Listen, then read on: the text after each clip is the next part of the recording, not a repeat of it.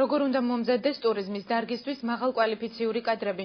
როგორ უნდა გახდნენ ისინი საერთაშორისო ტურისტულ ბაზარზე კონკურენტუნარიანები? ეს საკითხები ბათუმის სახელმწიფო უნივერსიტეტში კონფერენციაზე განიხილეს.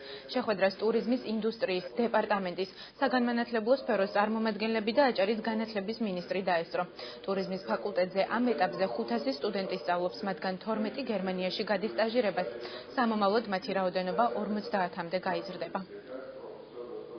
ყველაზე მთავარი არსი შეხვედრის არის ის, რომ მიღწეული იქნას ინტეგრაცია საგანმანათლებლო და ტურიზმის ინდუსტრიის ორგანიზაციებს შორის, იმიტომაც რომ მაღალკვალიფიციური სპეციალისტების მომზადების გარეშე შეუძლებელი იქნება მომსახურების ხარისხის უზრუნველყოფა ტურიზმის ინდუსტრიაში.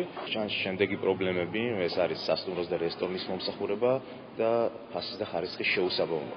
საბოლოოდ ეს ნიშნავს იმას, რომ განათლების სამინისტრომ გადაზრდების სკოლებმა და ასევე ტურიზმის დეპარტამენტმა ყველამ ერთად უნდა ვიმუშაოთ ამ საკითხის აღბოფრისკენ, ანუ პრობლემა კომპლექსურია, შესაბამისად ამ პრობლემას მარტო ვერც სამინისტრო, ვერც დეპარტამენტი, ვერც სხვა რომელიმე ინდუსტრიის წარმომადგენელი გადაწყვეტს, ამიტომ როგორც თავიდანვე აღნიშნე, მსგავსი შეხვედრები მნიშვნელოვანია ესეთი ერთობლივი გადაწყვეტილების მიღების მხრივ.